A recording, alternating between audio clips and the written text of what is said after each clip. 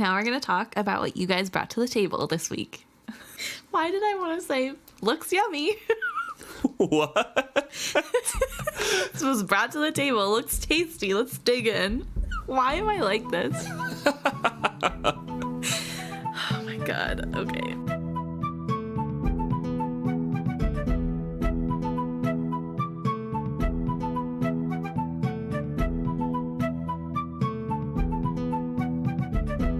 Welcome back to another episode of Is Fitz Happy? I'm Luke. And I'm Emma.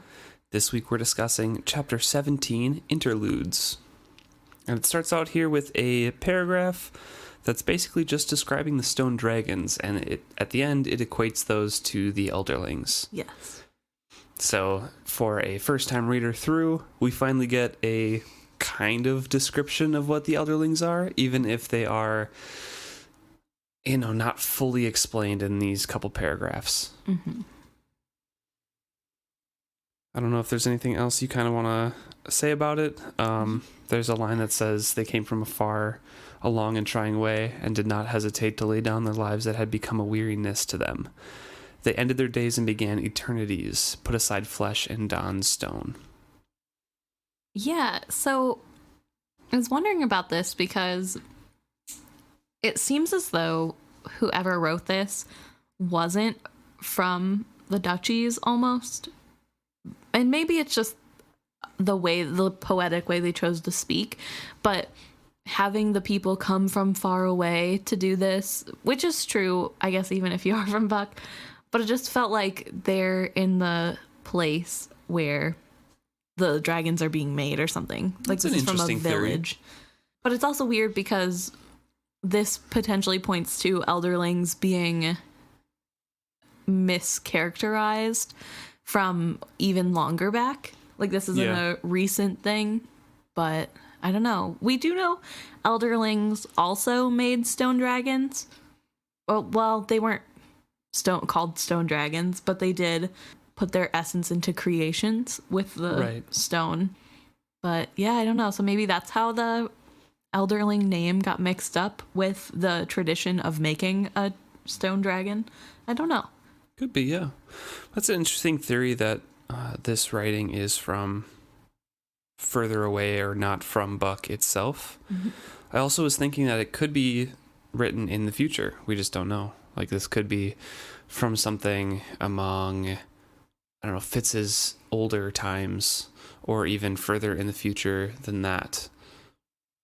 Yeah, I guess the only reason I would think not is just because of how poetic it all sounds. Not that Fitz doesn't have his own sense of poetry, so to say, when he speaks, but his feels more connected to himself. I'm not saying that Fitz is writing this. Oh, I'm just saying that it's like writing in the future from Fitz. No, it could be from Fitz's time. This could be from a different writer, but yeah. Oh, I guess I just assumed this is the scroll, the mini scroll that Fitz is supposed to read. Oh, in this chapter? Maybe. It could be. We just don't really know, I suppose. Yeah. So the first scene here is Fitz getting summoned to the king. He hasn't been back for 2 months. He's kept his promise to not visit the king after Shrewd told him that he couldn't marry Molly. Right. And he got angry at him. Mm-hmm. And we're just going to start off this chapter with my anger. That means that Fitz has known he cannot marry Molly for 2 months and has not told her yet. Mm-hmm. 2 months. He has had 2 months to figure this out and has still not, and doesn't see a problem with that amount of time passing and not saying anything to Molly. Just have to get that out there. I think that's what made me mad reading this chapter is like, I don't think I realized it had been a full 2 months until it flat out said. I knew a lot of time was passing because we were kind of last chapter skipping over things, kind of just doing big events. Well, that's what Fitz was doing too, because he says within like 2 or 3 paragraphs that took us to the end of summer. So. Yeah, right. So like I should have known, but I think seeing it spelled out for me clearly made it a little bit different. And then I just started this chapter off being mad at Fitz. Mm-hmm. He is getting ready for the visit to the king. It was unreasonably early to his to Fitz's sensibilities. And he was getting ready. He was actually, taking time to look proper and be presentable for the king. And he goes up to the chambers, and he knocks at the door, and Wallace is expecting him. Fitz is expecting some sort of, resistance as usual, but Wallace lets him in, and Shrewd has specifically summoned him, so Wallace can't do anything about that. Shrewd sat before his hearth in a cushioned chair. Despite myself, my heart sank at how wasted he had become. His skin was papery and translucent as parchment, his fingers gone to bone. His face sagged, skin drooping where flesh had once held it firm. His dark eyes were sunken into his face. He clasped his hands in his lap in a gesture I knew well. Thus did I hold my hands to conceal the trembling that occasionally overtook me still. A small table at his elbow supported a censer, and smoke rose from it. The fumes already made a bluish haze about the rafters. The fool sprawled disconsolately at his feet. So this is a really sad picture of what Shrewd has become in just 2 months. He was well on his way there, but yeah. Yeah. I think Fitz truly underestimates how much power he holds, which is kind of clear throughout this, that his life and his actions do have consequences to other people. Yeah. And I think the most striking of the little butterfly effects he has is with Shrewd. He's not there every day anymore. And when he was going every day before the big fight, things were getting better. They weren't probably ever going to get back up to the way they were before. We know that there's a lot going on behind the scenes. But with Fitz openly supporting his grandfather again, it kind of did make people shirk back, it seemed. And then as soon as he dropped his grandfather, they came right back out of hiding. And it's just really sad. The king is told by Wallace that FitzChivalry is there, and he's moving languidly and not really reacting as strongly as we've seen him in the past, and just kind of strolls his way to the point of like, hey, Duke Brondy of Burns sent an update, and Celerity sent a scroll as well. It's for you.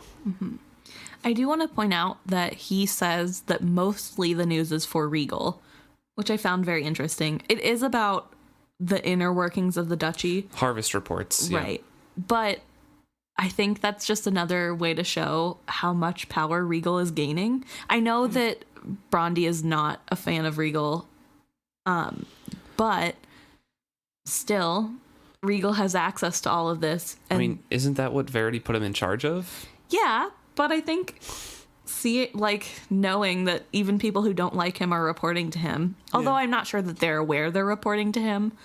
Maybe Shrewd is keeping up a... Yeah, it's probably Shrewd just being, Regal's taking care of this now. I don't need to concern myself for it. Right. I don't know. I just find it interesting because Regal is brought up a couple more times, so it's just clear how much Regal has stepped in Fitz's absence. Right. And it's sad. And he tells Fitz that he has to create an appropriate reply to Celerity here. And Fitz unrolls it and reads out that,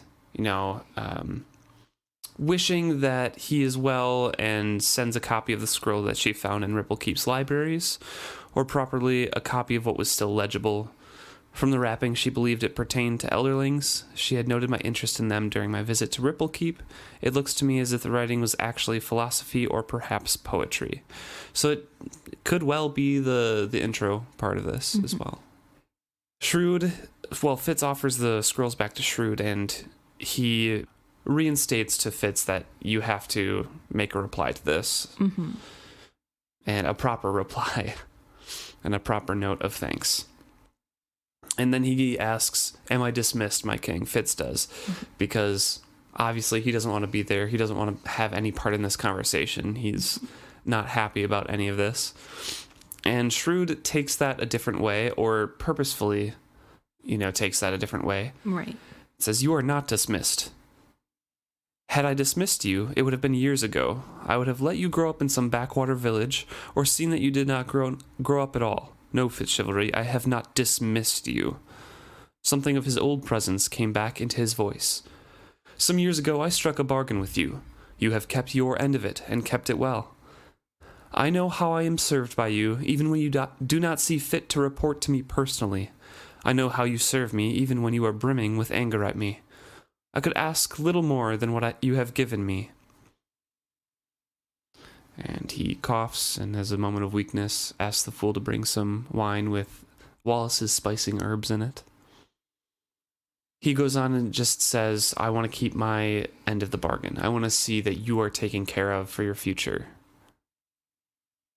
I think this scene is really interesting because we have a little bit of glimmer of hope of, oh, the old king is still in there, shut down immediately by the reality of his health conditions. Mm-hmm. And he ends what is such a powerful speech that's almost intimidating in nature just by saying, you know, I could have killed you if I wanted to, and ends it by saying, I just want you to do right by you, which feels pretty soft for the king. I know that he is not as harsh and hard as Fitz believes him to be. Or you. Or me. But I think it just really shows how much the sickness is affecting the king. I think this is kind of a moment of someone who knows they won't always be around, and that's becoming more clear to them almost, and being like, I need to make sure that I have things set up to fulfill my promises before I can die, which is a sad way to think. And we all know it's coming pretty soon, but it's still kind of sad to see the little glimmer of old Shrewd in this man that is so sickly and old. It's just, yeah.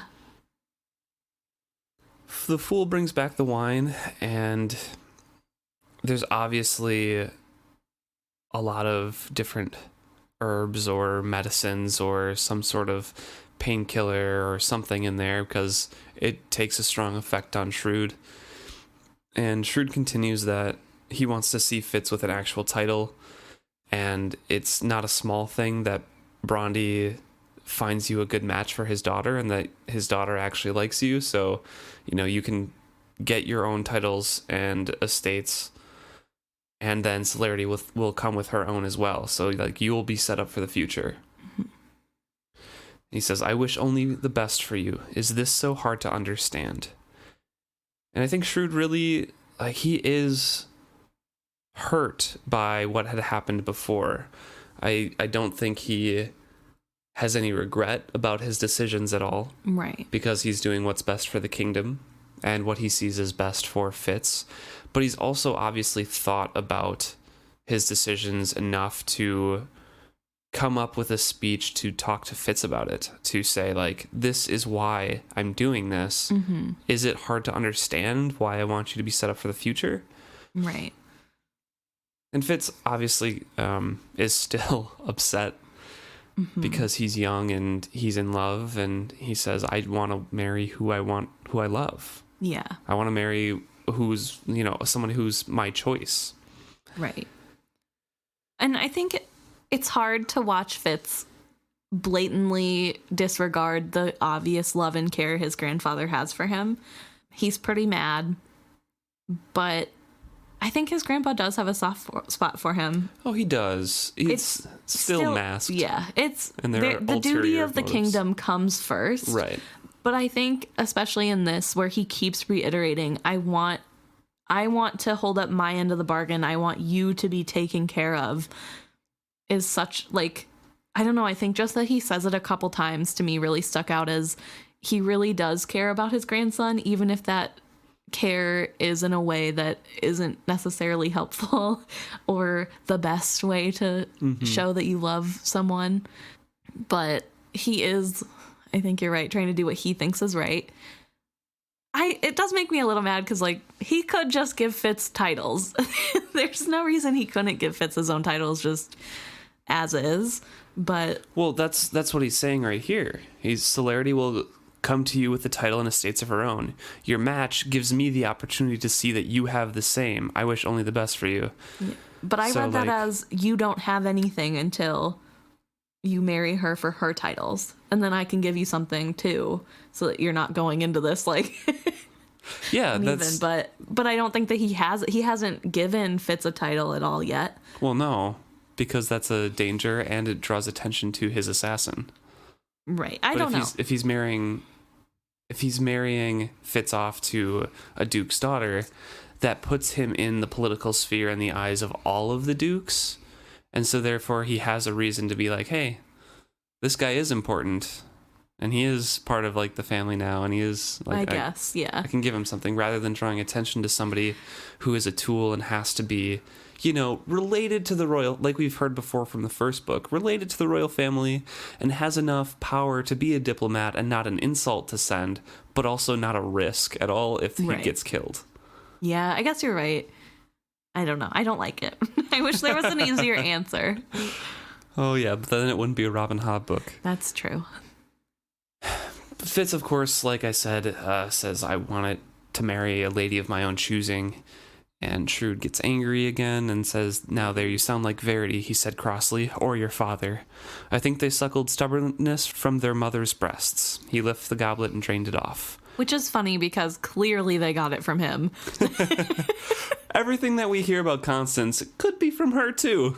Could be both. Fair, but he is also stubborn in everything, even if he's wrong. Yeah, but okay, hear it from his perspective though. He's the king. He's not being stubborn. It's his decision. And the stubborn one is the one who opposes him, which Constance did. I suppose. I don't know. I don't think that makes him less stubborn, but... No, it doesn't. It doesn't. All Farseer men are stubborn. Yes. And those who associate with them, like Beric. But from his perspective, it's his decision, and everyone else is being stubborn. Honestly, I think Beric is no match for Farseer men. He's stubborn, but only about like certain things. And if Fitz became like an acknowledged succession to the throne and told Beric something, I don't think he would like stand his ground. I think he would. Unless it was like his purvey, like what he was doing, like the stables or something. You'd be like, nope. Yeah, exactly. I don't know. I feel like here. So he is definitely FitzChivalry. I think he is stubborn, but I think he's not nearly in league with, I don't know, some of the other Farseer men we've heard or seen. Right.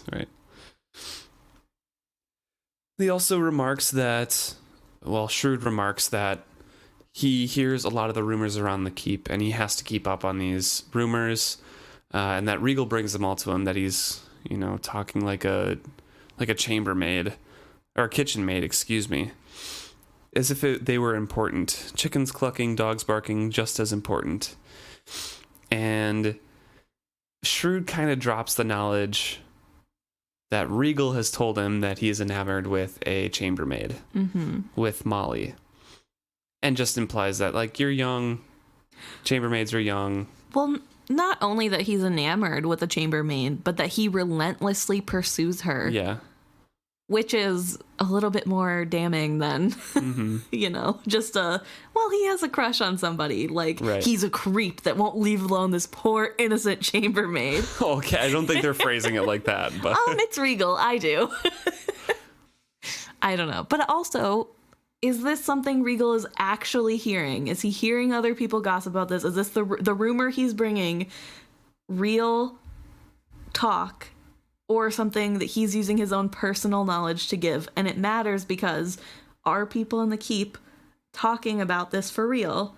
Or is this just knowledge Regal's keeping to himself to give his father to make Fitz look worse? I would assume that he's just bringing it to Shrewd. Because we don't hear anybody else talk about rumors. We don't hear Molly talking about rumors about that or anything like that. But would Molly know? I mean, we hear later in this chapter that she's overhearing other kitchen maids gossip about different things. And they even specifically mention Fitz, but they don't link that to Molly. And if she's in the room, I don't think they would bring up Fitz in front of her if they knew that they were maybe having like a dalliance or something, you know? Right. Or they would ask her directly, like, hey, we heard he was pursuing you relentlessly. Right. But see, that makes a difference in my mind because I want to know, is Regal telling the king true rumors, or are they all made up? Some true from knowledge that he gains from other people, some just made up to make himself look better and gain more power. Does that make sense? I think a little bit of both. I mean, he has to give him real things, and feeding him that Fitz is pursuing a chambermaid helps Regal out, because it's like making Fitz look bad to the king, but he doesn't necessarily need everybody else in the castle to know. He can hold that over Fitz's head. It's an extra threat, and Shrewd will take care of it. Right. So I don't know. After Shrewd, says that Regal told me that you're pursuing Molly, Fitz is kind of scared and also extremely angry about that, because Regal has so much knowledge into his life and what he's actually doing that it does, I think, kind of scare him here. And throughout this whole chapter, he's just getting progressively more angry until a certain point. And this is one of those things. It's like, wow, Regal knows so much about me. Shrewd is denying me again and reiterating, like, you're going to grow out of your love for Molly, which as a teen who says he's in love, Right. he's like, no. Never. I'm marrying this person. Right. Which, I mean, does happen. But. It does happen. I feel like every teenager has had at least one crush where they're like, I'm going to marry that person for sure. There's no flaws. Nothing, no one I ever meet will ever compare. Right. So, I don't know. I think everybody goes through that phase. Almost everybody goes through that phase. So he's sitting there looking angry, and the wine is working its magic on Shrewd, and he's about to fall asleep, but Shrewd opens up his eyes again and remarks that Fitz has the frown of Constance when he's angry. And again says, I would like to do well by you. This time I'm wondering, though, if the I would like to do well by you is Constance and not Fitz. Maybe. He's a little drugged up. He makes a comment about how Fitz has the angry mouth of Constance and then closes his eyes and says, I would like to do well by you. And I don't know what made me think of this. And later in the chapter, we talk a little bit more about Constance, but I think something about bringing up the dead wife that he probably angered a lot by making choices she did not approve of brought something to his memory, and knowing that the son that his grandson looked like is dead. Like I don't know. It felt like, to me personally reading this, like he is kind of doing this because of Constance or in some weird way. Like, it's also about Fitz. He cares about Fitz, but I think there's some underlying thing there going on with feeling like he let Constance down by letting chivalry die. I'm sure. I mean, he did come to love Constance, Shade says later. Right. So, I mean, he probably does miss her at times. And Fitz is and he knows he's kind of losing Verity, almost. And so Fitz would just be the last remaining descendant from them. So I can see where you're coming from. I don't think that I would like to do well by you is he's saying to Constance, just because it's a repetition that's happened throughout the whole conversation. But that's an interesting thought. Constance could have definitely been in the forefront of his mind because of that, because of his relation and wanting to take care of their legacy. And also because, as Shade again points out later, that was an arranged marriage, and she could be on his mind because, like, I came to care for Constance. She was a great queen for me. I'm doing what's best for Fitz here. True.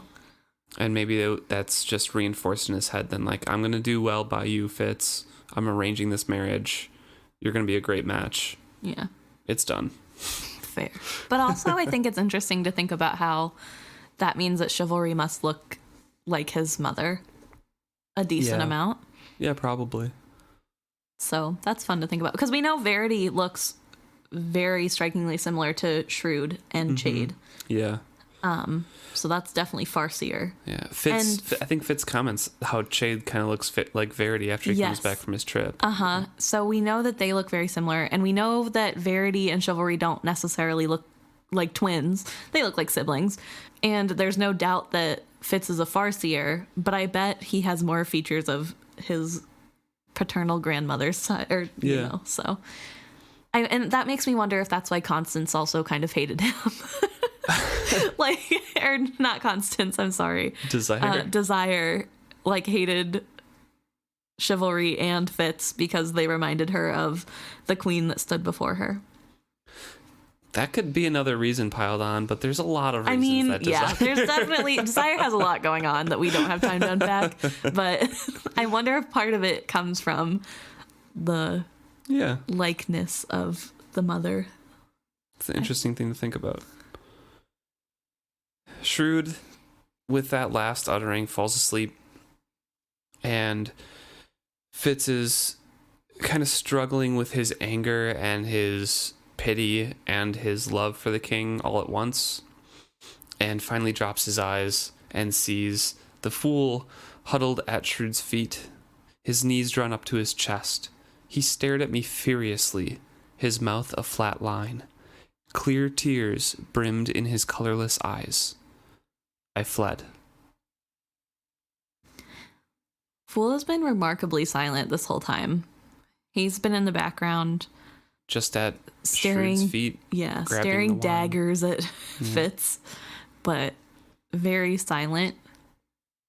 And I wonder if he's angry because he knows it's too late. The path is already set.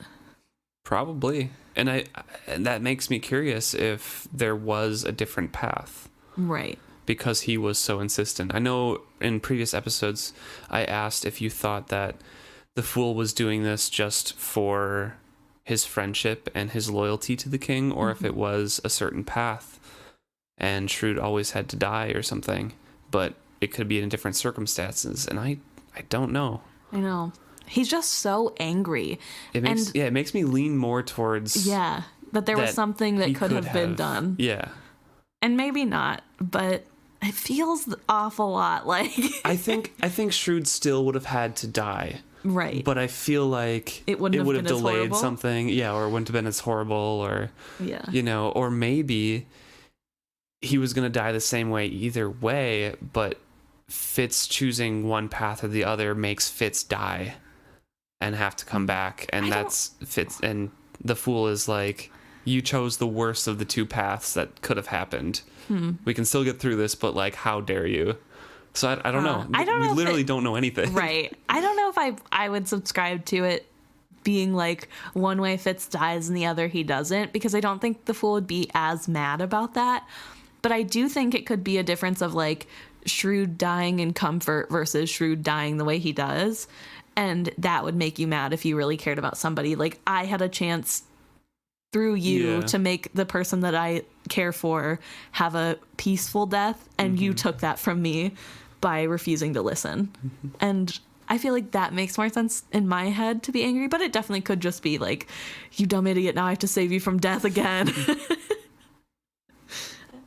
So Fitz flees to his room where he is incredibly angry and sits down to write this letter, and writes it very short, very appropriate, rolls it up, seals it, and burns it immediately. This is the first time we see him burn something he's written. Yep. Emotions. And then he immediately goes to write again after he gets out like the proper response, and fully goes in on his insecurities, his mistakes, how he's feeling. He's writing to Celerity the girl, not just a diplomat. Exactly. And then this part made me so mad. He's basically pouring his heart into this love letter and then finish it and thinks that should make her not like me anymore. Like an idiot. Oh, I get so angry about this. I mean, to be fair to Fitz, it does work until she brings the letter to Duke Brondy, and Brondy's like, no, this is a true man who can recognize that the horrors of war are terrible. Real men have feelings. Yeah. I mean, because he literally, he says, he describes of his clumsiness with a sword that made the axe his weapon, which, remember, the axe is a barbarian's weapon, sword is gentleman. He wrote of the first battle in ruthless detail to this 14-year-old girl, right, of how sickened Fitz had been afterwards, how he was frozen with terror at the oar while a red ship attacked, and he neglected to mention the white ship he had seen, so he's not seen as totally crazy. Right. He wants to deter her, but not get sent to the loony bin. Also confided that he was still troubled by the tremors occasionally as an aftermath of a long illness in the mountains.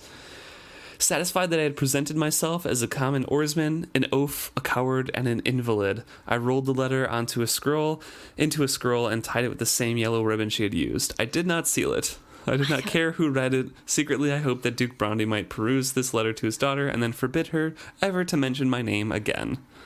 I don't know. I guess Brondy is right, because this is a great love letter, if I'm being honest. Really? It's super real. It's raw.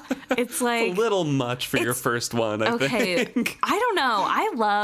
I love the idea that he's going all in. This is the real me, which is something he almost never does. And this is a curated real him. I think it's more than he's told Molly. Honestly. Yes, exactly. That's what I got so mad at. It's like, you're being more honest with this stranger than you have been in the past 4 months with the woman you supposedly love. And it's just sad because he's like, this will definitely work in keeping her away, which is really underlining the problem. How young he is. And the problem of he thinks nobody could possibly know him and still like him. Right. Which is why he probably doesn't tell this to Molly. But that's exactly the reason he doesn't tell. He wants to keep her pure and clean, right, and away from his dirty court life. Right. But all I could think while reading this was, if I was Molly, how angry I would be, because he doesn't tell her anything. They just like get together, spend the night, and then argue because he doesn't want to. He has to fight and she doesn't understand and he won't tell her anything. And so I feel really sad because this is kind of the most romantic grand gesture someone like Fitz could do. And he's doing it to someone he supposedly doesn't like at all. Because he doesn't see us romantic at all. Yeah. He's like, this is the worst parts of me. Right. Have them and go away. Right. And I guess you're right. The first letter from somebody, probably not the best way to open up. But in general, like, if he wrote this letter to Molly, I think it would strengthen their relationship. Mm-hmm. But yeah. No. So he's incredibly angry, of course, and drops off the scroll to Wallace to be sent out, sure. Goes back to his room, and he's thinking of like, well, I kept all these secrets from Molly, so I'm mad at that. Mm-hmm. I am mad at Shrewd. It's rainy. I want to go hunting maybe, and Night Eyes is like, nah, it's rainy. Like, we'll do that maybe at night. I don't know. Only men are stupid enough to hunt in full daylight. Yeah. Lazy hound, I rebuked him. And he makes the decision to go down to Buckkeep Town. Right. And as he walks, he's thinking about his anger. Mm-hmm. And he's trying to get away from the feelings of feeling sorry for the king, and decides instead to turn his anger towards Wallace. He says, damn Wallace, he had stolen my king from me, and my king had stolen my life from me. I refuse to think anymore. And I think it's so interesting, this shifting of blame, which is very real, that, you know, this whole situation is hard. He's mad at somebody who is clearly not doing well health-wise. Mm-hmm. And who he loves and is taking care of him. Yeah. And that would be really hard. But also, Fitz, it's not Wallace's fault that you have been ignoring the king, that you ignored the king before this, and then you went back to ignoring the king when you didn't get your way. That's not Wallace turning him against you. That's your own actions turning him. And I don't know, it's just very real. I love the way that Robin Hobb can capture the teenage angsty feel, which is frustrating to read as an adult, as someone who is long past puberty, but also it's really fun to think back to how I would be at that age and how that feels really real.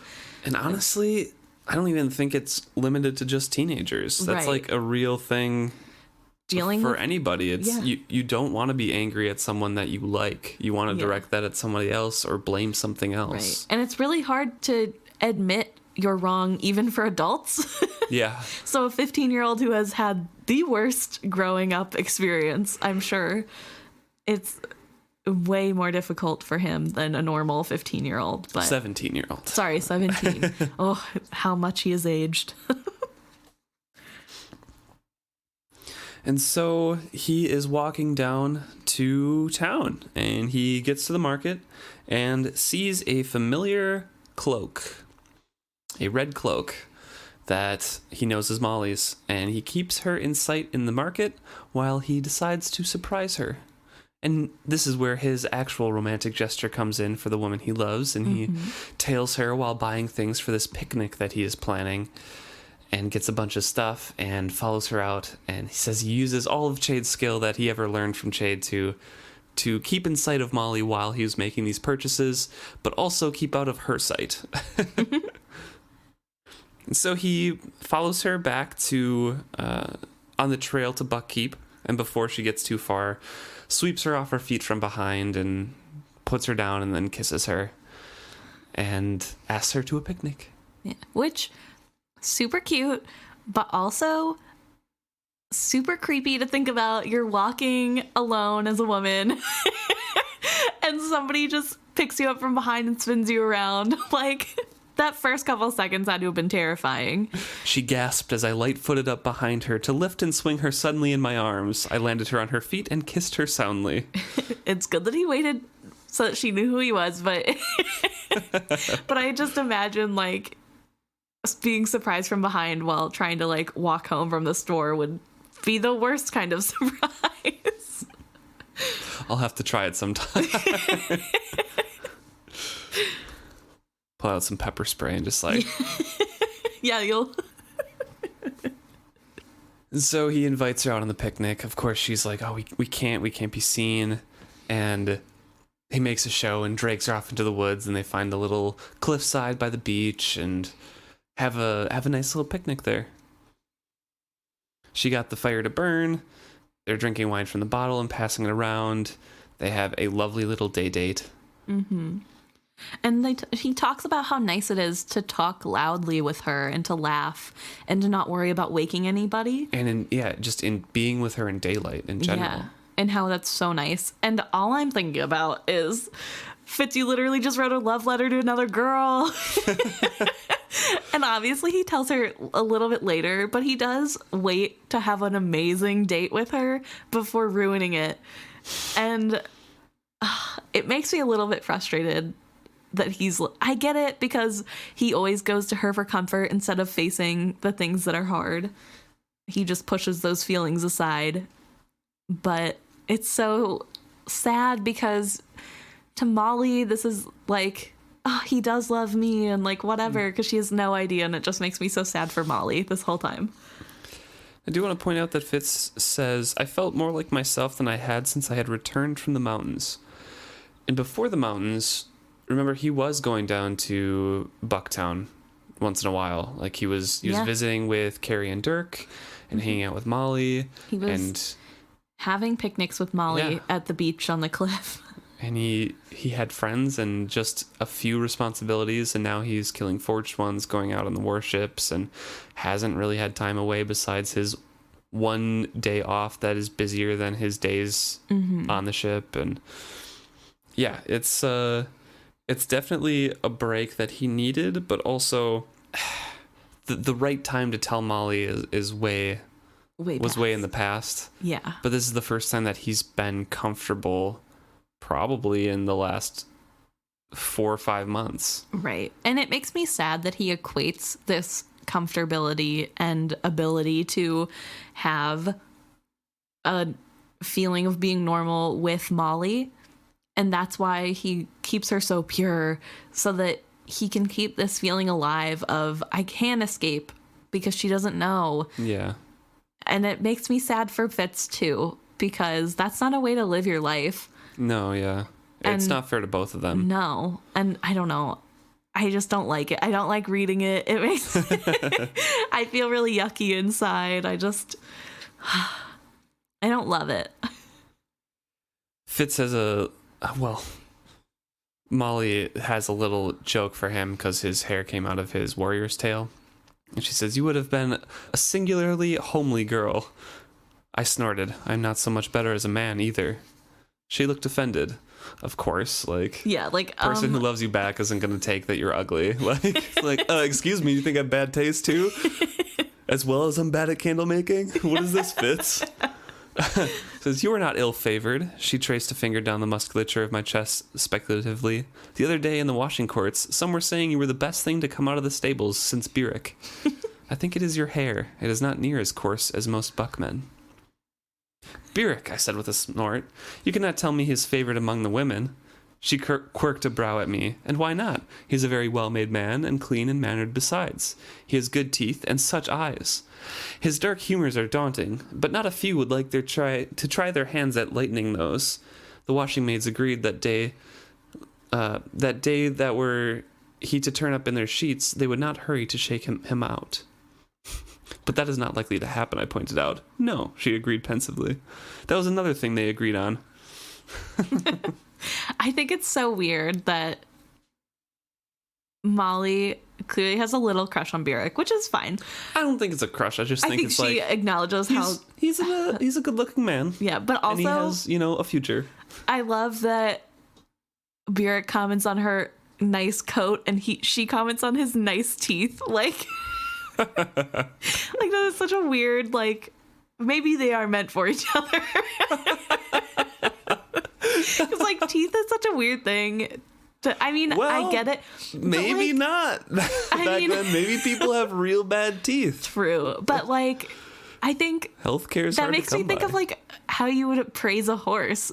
Like, you know what I mean? Like people talk about like the pull up the lips, check the teeth. Other animals too, I suppose. But just like teeth feels like such an animalistic compliment. I don't know. So it just made me laugh when I read that. Like, okay, that's how they got, like, that's how they do so well together. Like, similar. I don't know. But it was funny to read this part of knowing what is to come, where it's like, he's not so bad. And Fitz is like, what?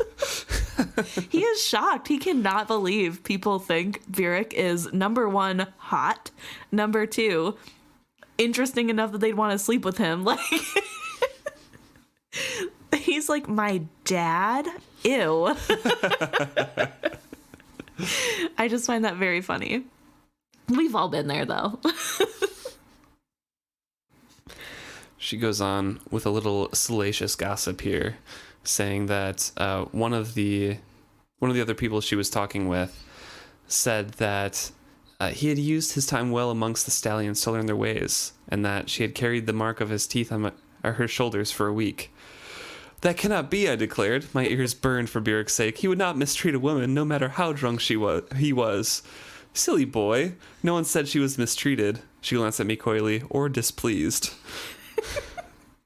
I still did not believe it. I declared, Burek? And the woman had liked it? And then, since obviously he's still like incredulous and maybe not believing Molly, she's like, "He has a really small scar here, shaped like a crescent moon." She put her hand on my hip and looked at me from under her lashes. I opened my mouth and shut it again. I cannot believe that women chatter of such things. Which is such a... Okay, Fitz, sure. "In the washing courts, they talk of little else," Molly divulged calmly. And then Fitz goes down the list of men in his life. You're like, okay, so... What about hands?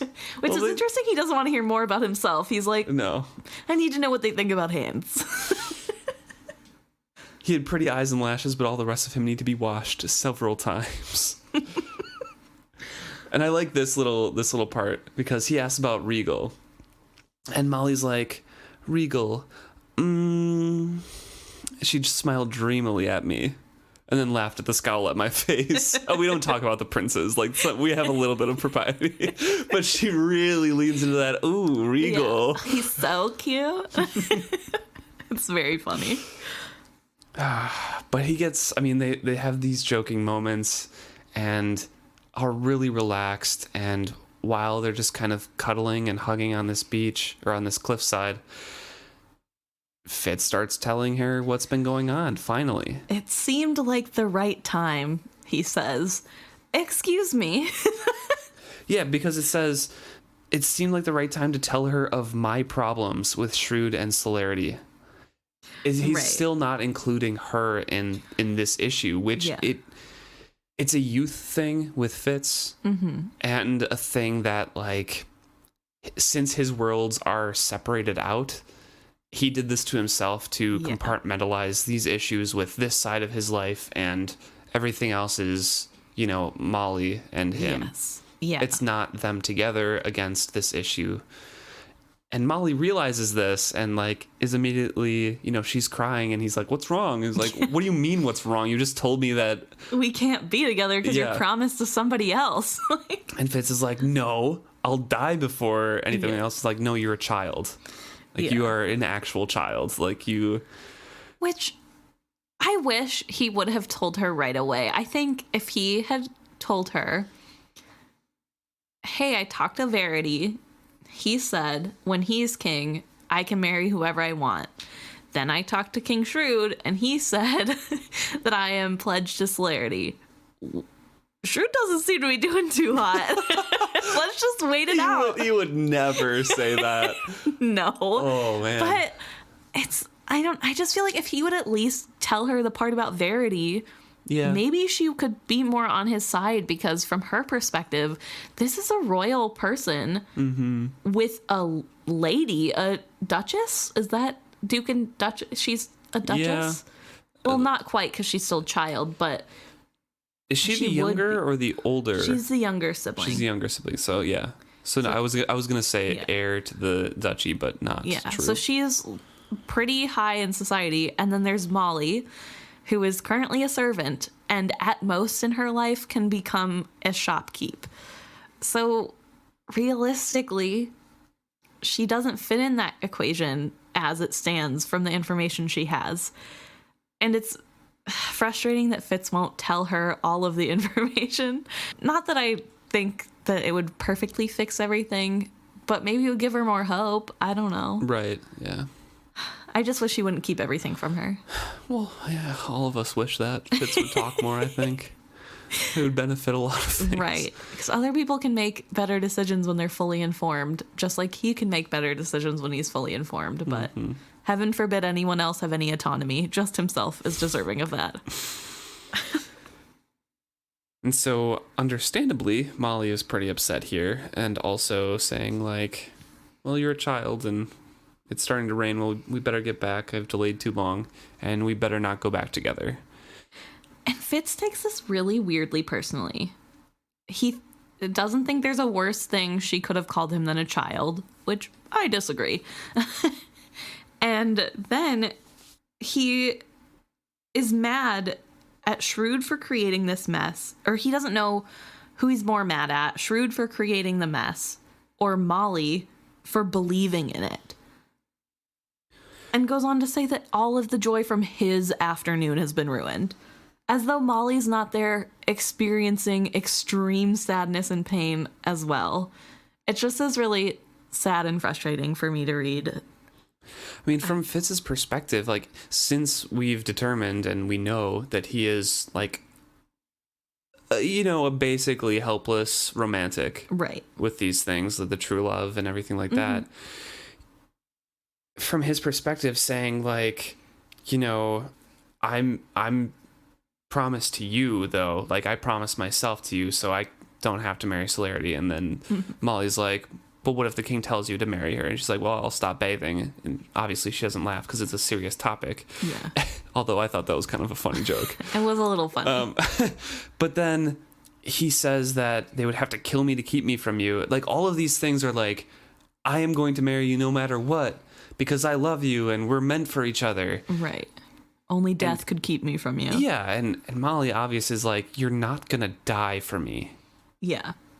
Like that's not how this works. She's much more pragmatic because she's had to live on her own and be self-sufficient since she was like 8 years old. Right.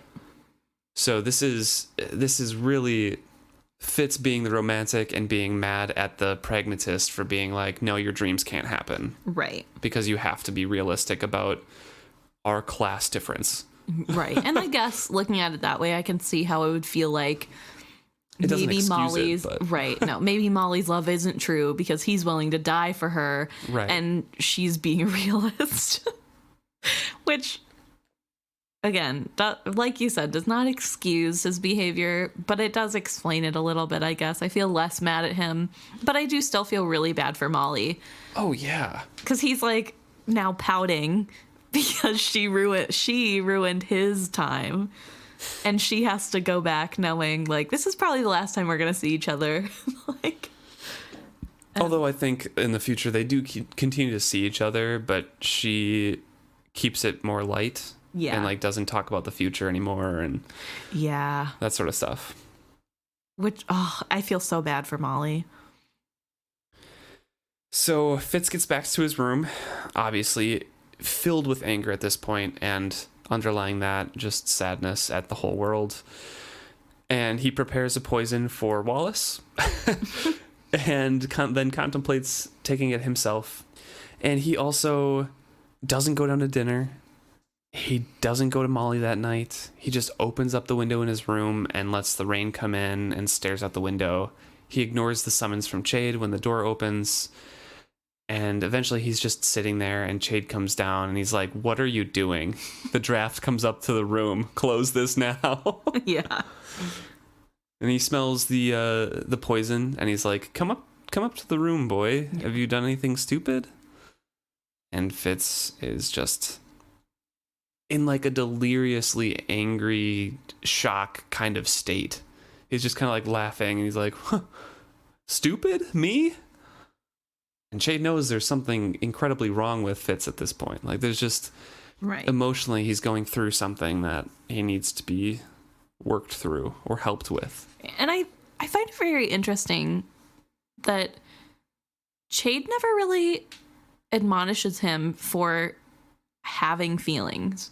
No, Does that make sense? Like, we've never had an example, I don't think, of Chade telling Fitz to some effect of man up. Like, you can't have feelings, stop reacting so strongly about things, because Fitz is a little dramatic about his reactions sometimes.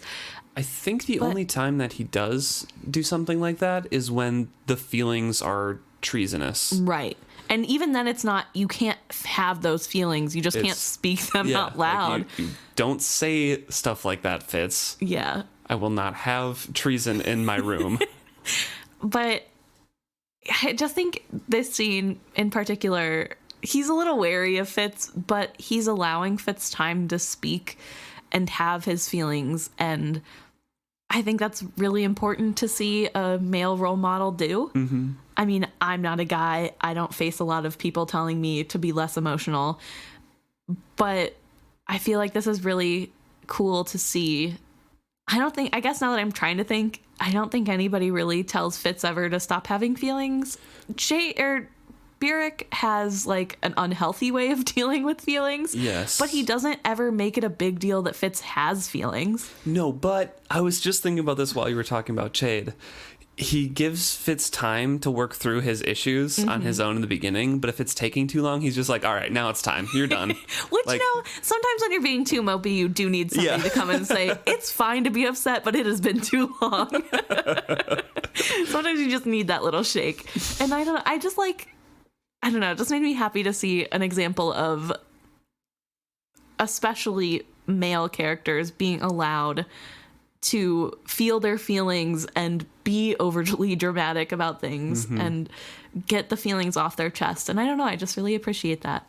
It's just something that I don't think I personally have seen a ton in media, books, movies, otherwise. Yeah. Robin Hobb does a really good job of exploring all of humanity's psyche and how we deal with issues and the traumas that come after traumatic things. So I think the different ways of dealing with feelings does crop up in her books, and this is one of the healthier portrayals, which is nice. Yeah. I mean, not that Fitz going through his feelings is healthy, because he does not have a healthy way of dealing with it, as learned from Beric and other people, but the response to those issues and people having difficulties in their life is nobody ever positive. Looks down on him for the problems he's going through, because realistically, not getting to marry your high school sweetheart is not the end of the world. You're not going to die. And it would be really easy to have Chade's character say, like, buck up. It's not that big of a deal in the grand scheme of all of the things happening during this war. Right. But that doesn't happen. And I just really appreciate that. Fitz sits down with Chade, takes a little time, and then asks, "Does anything feel worse than being angry with people you love?" After a bit, he spoke. "Watching someone you love die, and being angry but not knowing where to direct it, I think that's worse." Which is just a continuation. He really takes Fitz's issues seriously. He takes time to consider the question that Fitz prompts to him, and does answer it sincerely and truthfully, as far as I can tell. And Fitz goes on a rant of like what's been going on in his life, which even he remarks like, I'm sure Chade knew all of this going into this conversation, right? But he's just saying everything that he's going through. And he also says, "I love Molly. I have told Shrewd that I love another, and yet he insists that I will be paired with Celerity. He asks how I cannot understand he means the best for me. How cannot he understand that I wish to wed whom I love?" And Chade again takes this seriously. He looks consideringly and then says, "Have you discussed this with Verity?" What good would that do? He could not even save himself from being wed off to a woman he did not desire. I felt disloyal to Ketchikan as I said this, but I knew it was true. "Would you care for wine?" Chade asked me mildly. "It might calm you." "No." He raised his eyebrows at me. "No, thank you. After watching Shrewd calm himself with wine this morning, I let my complaint trail away. Was that man never young?" And Chade goes into a little description of what we were kind of talking about, how, yes, Shrewd was young at one point, and he was arranged a marriage with Constance, who he did not like and did not court her willingly. Nor wed her gladly.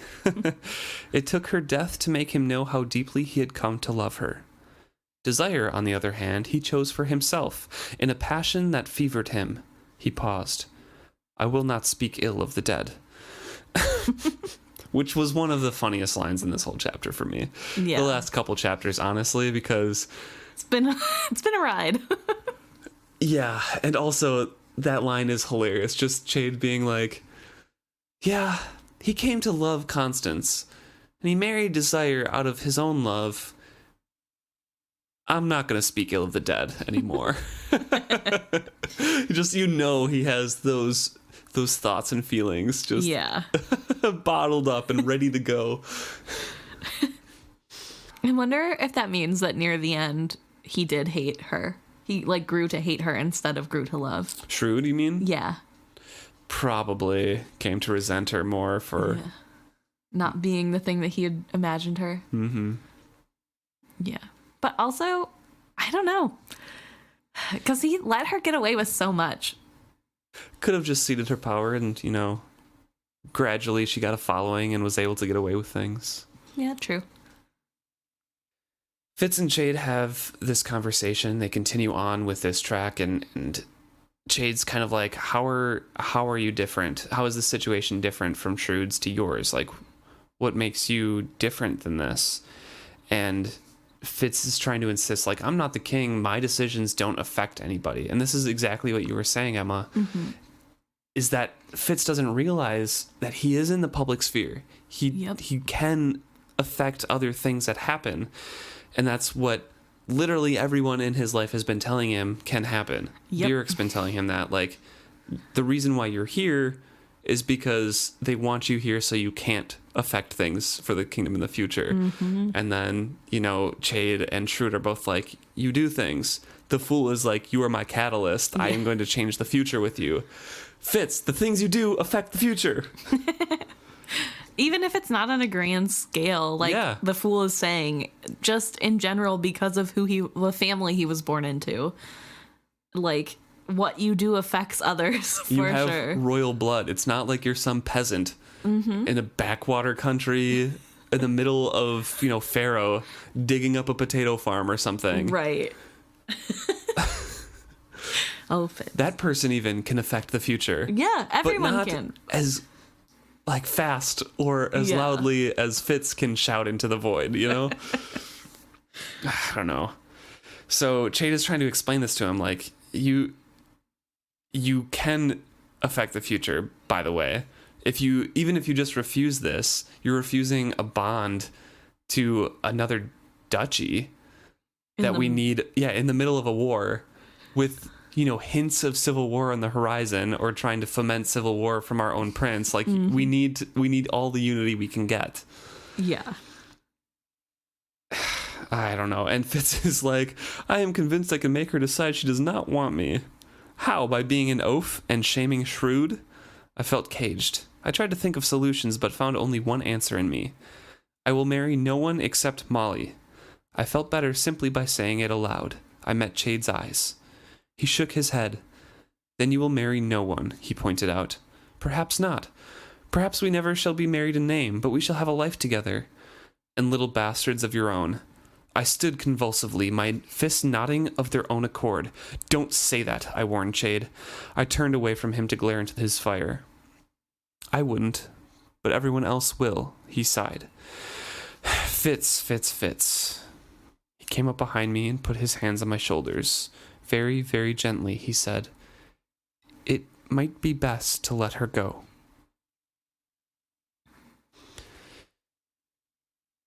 It's something that Fitz needs to hear. Yeah. And Chade does an extremely great job at disarming Fitz, talking him through the situations. Because he knows Fitz. Right. And he also knows that Fitz is being blind. Yeah. He's not thinking of the repercussions of his actions very clearly, but he's also not thinking of the reality of if he gets his way. Right. Okay, so you don't ever marry Molly. Then what? She has to be known as the bastard's side piece that has his own bastards. Like, come on, think about that. And then, like, so you could maybe survive that.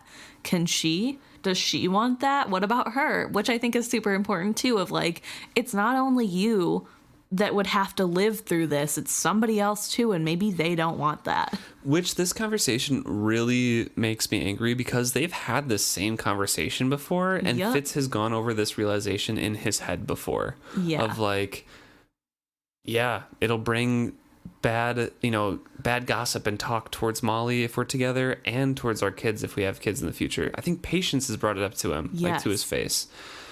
It's just incredibly frustrating that it just has to be continually pounded into Fitz's head that he can't always have his way, his romantic way, even though like nothing goes his way. Right. It's just like things will continually not go in your way, Fitz, because of who you are and who you were born into and what your duties are.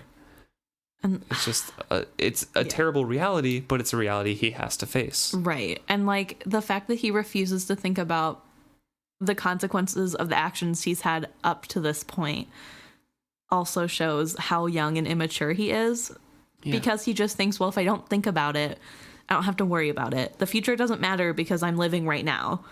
And it's such a young person way to think. Yeah, it is. I mean, and I can't really blame him. He's had an emotionally stunted upbringing in several different ways. He's had multiple traumatic events already in his young life.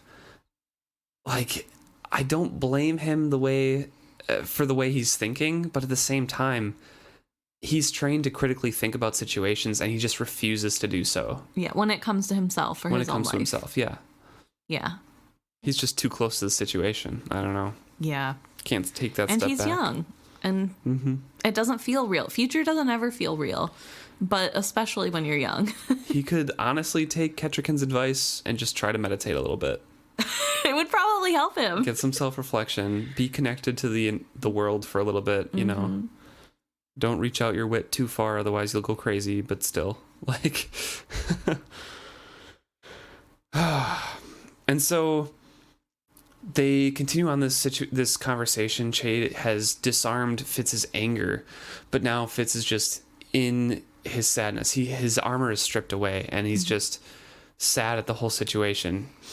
And Chade tries to continue to walk him through the whole situation here with Molly. If he lets her go, like what can you provide? What does she need? It's not just what you need. What does she need as well? And Fitz in his mind is like, you know, a Chandlerly, children, legitimate husband, which also she doesn't need those things, Fitz. No. But just want to like... Those are things that she deserves. Yeah. And that she probably wants, but like... Right. She doesn't need a legitimate husband or a Chandlerly or children. Yeah.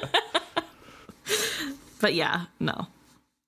But with that, you know, that question that brings about that line of thinking in Fitz's head, to, you know, it makes him feel guilty because Fitz is like, oh, I haven't been thinking about this. Oh, why are you making me think about this? Why are you making me feel guilty about this? Yeah.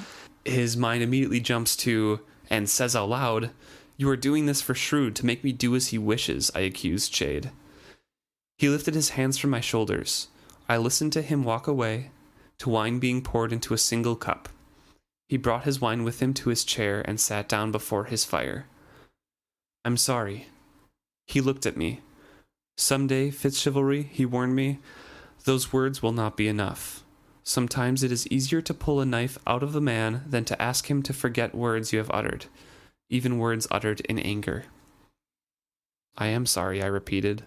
So am I, he said shortly. Very true. Mm-hmm. And he brings this up later, and I think they have an argument. I'm not sure if it's in this trilogy or if it's in the Tawny Man trilogy, but I remember this being brought up again. Like at some point, Chade warmed me, and I think I crossed that line. Or yeah, you know, I think that's like the fight with the Fool. Because be. Truly, after his fight with the Fool, even though he apologizes and Fool understands that he is sorry, their relationship is forever ruined, and it causes the distrust in the final series because there's already that level there. And it's true, because once you say something, you can't unsay it. And even if you don't mean it, you're just saying it because you know it's going to hurt, you've still done the damage. And now that person thinks maybe on some level you do think that. And Fitz doesn't seem to ever learn this lesson. He always kind of goes forward with anger. And it seems as though he does have a bad temper that causes him to lash out. I mean, when I was young, I also had a problem. When I would get mad, I would just say whatever I thought was the meanest thing to say. So I understand where he's coming from, but it's like hard to read. Fitz also has a very stressful life. He does. He does have a stressful life. But it doesn't excuse it, like I've said before, and like you're saying right now. Yeah. Those can't be taken back. No. And so they get around to apologizing to each other, and Fitz is humbly now asking, why did you summon me? And Chade, once they kind of calm down, says there's more forged ones that need to be taken care of. Fitz is, of course, upset because he thought he was done with that part of his life. He thought, you know, I wasn't going to be doing any of these assassinations or these killings of the forged ones anymore because I'm doing the warship stuff. And Chade's like, well, it's you or me, bud. Yeah, we're the only ones trained to do this. And Shrewd heard it. Like, Verity did not order this. Verity promised you that he wouldn't do anything, but Shrewd ordered this. It needs to be taken care of. And Fitz is like, oh, I wouldn't expect you to do that anymore. Again, angering Chade really badly, implying that he can't do any physical activity anymore, even though he was gone for like a month and came back more spry than ever. Right. Fitz, this is your teacher. He could probably kill you 10 different ways without moving from his chair right now. Right. Also, like, you rode with him on horseback overnight within the span of 2 days to see the first forged ones. That was not that long ago. You already think he's too old? No, baby Fitz. Yeah. But Chade is legitimately angry here, and that's understandable. Like he says, who do you think kept them from Buckkeep all summer, Fitz, while you were out on the Ruisk? Did you think that because you wished to avoid a task, the need for such work ceased? I was as shamed then as I have ever been. I looked aside from his anger. Oh, Chade, I am sorry. Sorry that you avoided it, or sorry that you thought me incapable of doing it anymore? Both. Everything. I conceded it all suddenly. Please, Chade, if one more person I care about becomes angry with me, I don't think I shall ever be able to bear it. I lifted my head and looked at him steadily until he was forced to meet my eyes. It has been a long summer for both of us. Pray El for storms to drive the red ships away forever. We sat a time in silence. Sometimes, Chade observed, it would be much easier to die for one's king than to give one's life to him. I bowed my head in assent. I think Chade is still in his head angry, but for Fitz's sake, gives up on that anger and recognizes that Fitz is actually going through something.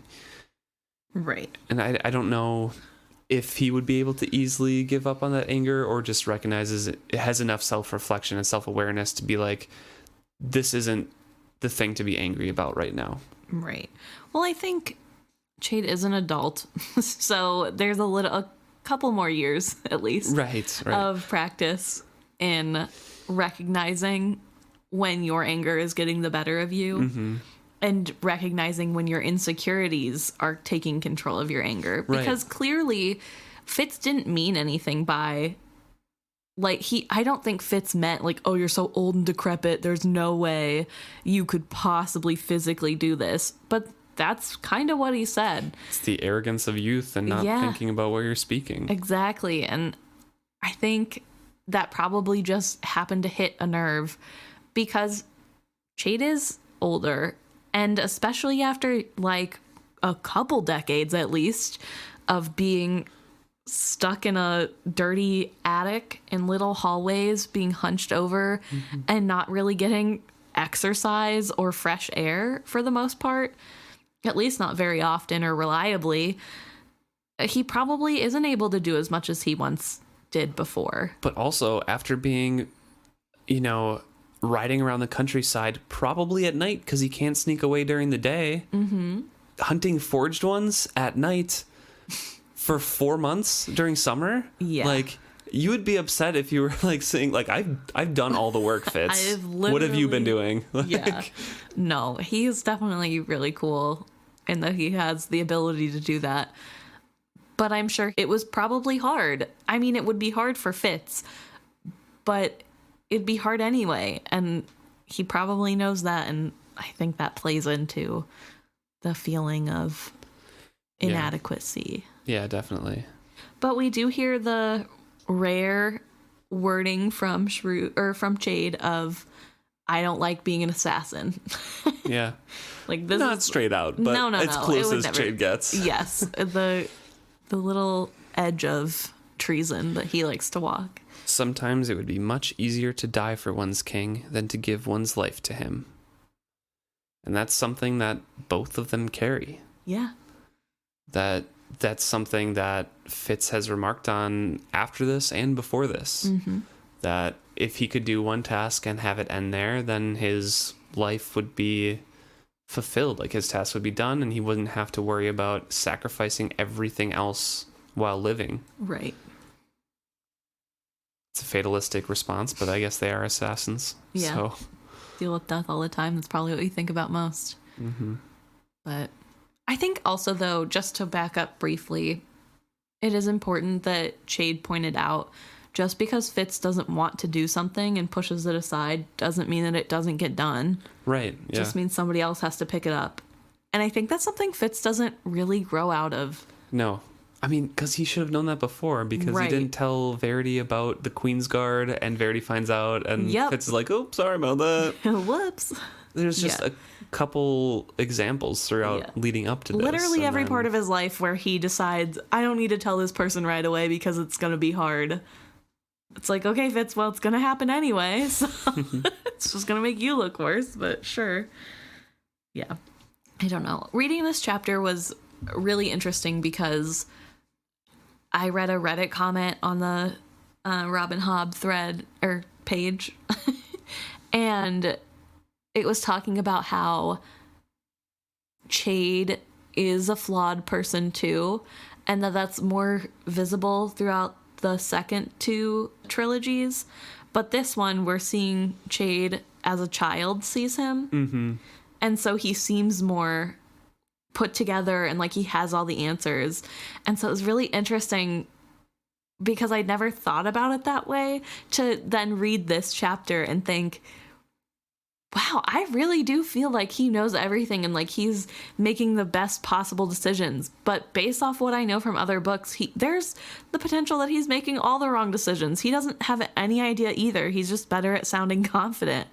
He has blind sides to him too, like insecurity about being a bastard, insecurity about, not being able to do the work, insecurity about the skill, a lot of different things.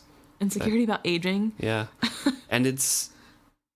I think I read the same thread as well. It's the one where they're kind of like equated it to growing up and relearning who your parents are and not seeing them as fallible rather than, the perfect people that you always think they are. Yes.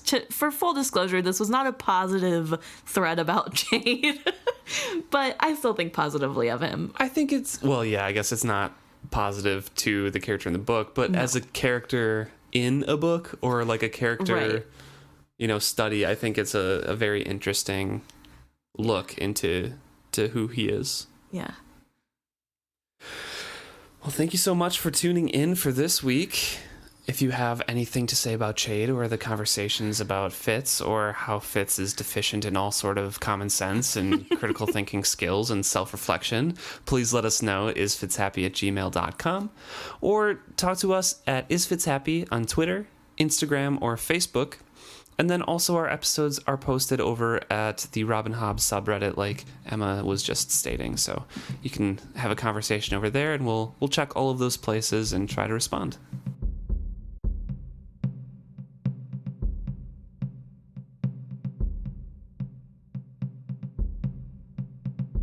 Now's the time of the podcast where we talk about what you guys talk to us about. This week, we got a really lovely email from Melissa from Manitoba, Canada. Woo! Why are you cheering for Canada? Canada's cool. Yeah, they it have is. Good maple syrup. Sure. Hockey. Some people speak French fluently there. You don't even like hockey. I don't dislike hockey. You don't know my life. Anyway. Shout outs to Canada. Hey, Canada. They're our neighbor. Emma's your number one fan. They have some good actors and singers that come out of there and come to us, so. Okay. Anyway. I don't have anything against Canada either. Well, it kind of sounds like you do. I don't know. I just was curious why you love them so much. I just, it's cool that somebody from Canada listens to our podcast, eh? That's true. No, you have to cut that out. I'm leaving both of those lines in. No. Just honestly, already an aside to an aside, but I am not originally from the state of Wisconsin. And when I moved up here for college, everybody made fun of me. I was from Missouri, which is Midwest, Southern. Southern, yeah. Not quite South. Everybody up here thinks it's South, but another digression. But everybody always said I'd have to get used to everybody in Wisconsin saying "eh," and how, oh yeah, you're going to Wisconsin, eh?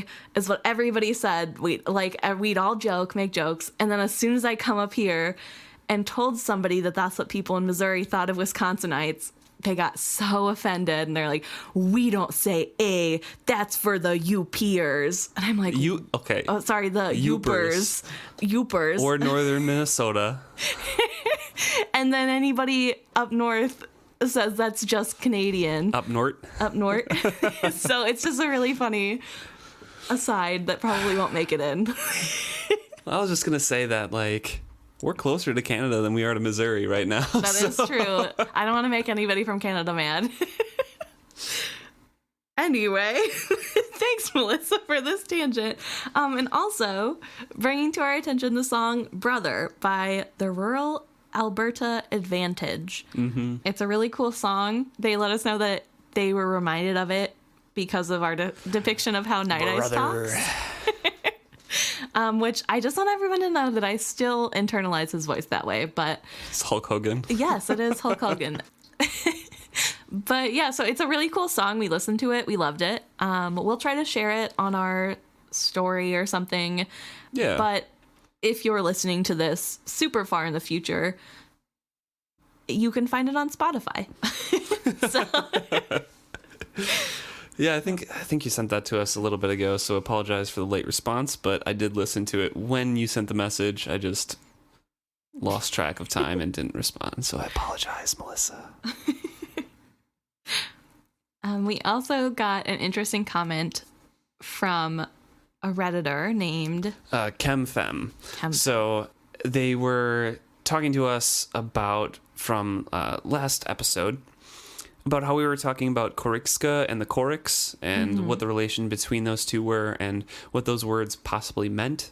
And this person said that the SKA ending is female in the Polish language. So they were kind of thinking or asking if the pale woman had brought any whites along with her to the Out Islands, because then the Koriks could be the whites and Korikska could be, pale woman or white woman or something like that. I didn't believe that there was anything that any whites had gone along. I'm pretty sure it's just Out Islander guards that she partially forged eventually and helpers out there. So it kind of breaks down that, but also the person came back and commented, I'm just trying to make my theory fit, but Koriks could be the name that she calls all of her followers, which I kind of liked. And then Korikska would still be, the female leader of her group that she names. Right. So I thought that was a pretty cool theory and language connection. Yeah, it also fits with Narcheska. Yeah. Because that is what they call the female head. So the SKA could be just, Yeah.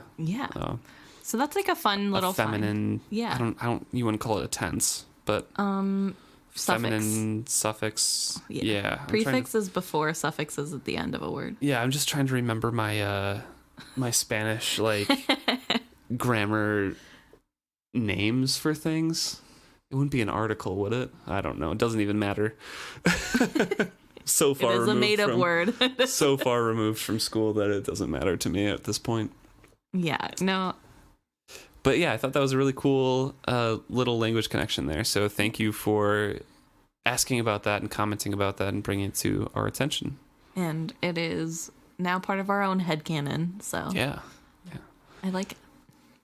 Robin Hobb needs to write more dictionaries, more language guides, more magic guides. Just do a bunch of technical writing. I don't want any more novels. Actually, don't.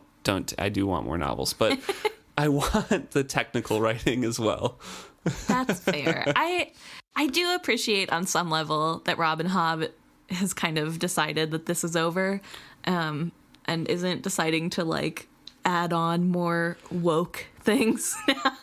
Well, yeah. Now that it's been years past. Like one author in particular? Yes. I kind of prefer wishing I knew more rather than getting, oh yeah, they just poop in the corridors. And then magic it away. Yeah. If you don't know what we're talking about, please look up the Pottermore official article about how wizards in Harry Potter before plumbing. Yeah, use the bathroom. Yeah. Rough. Because obviously they hadn't heard of chamber pots or anything. Anyways, not the right conversation to be having. Wrong podcast. Yeah. So, yeah, I mean, I think she has toyed with the idea of adding more on, and she's had, a couple interviews and an Ask Me Anything thread on Reddit asking about different stories and novels that she might be in the works for. And I know she's been writing a lot as Megan Lindholm recently, she's said, which are shorter stories and usually urban fantasy or urban fiction or some sort of thing like that. And Robin Hobb is reserved for her more detailed work. And I don't know how many of you read off all of this stuff, but I thought one interesting thing was she stated early in 2020 she had been working on an idea and writing some drafts up for things for a new, I think a new book in the realm of the Otherlings, but it focused around an infectious disease that had transferred from, I think from like eating dragon parts and something, or from animals through magic. So she kind of scrapped it when the coronavirus that is became like a thing. Such unfortunate timing. Yeah. That like, imagine you're like, oh, this is so good, no one's writing about this, and then it literally happens. So anyways, we almost had something, but she's still I think she still has ideas and stuff. It just depends on what she feels like writing. And I feel like the 16 book series is left off at a great place, but we always want more. So that's just kind of where Emma and I are at. Like, just any little tidbit is great. Mm-hmm.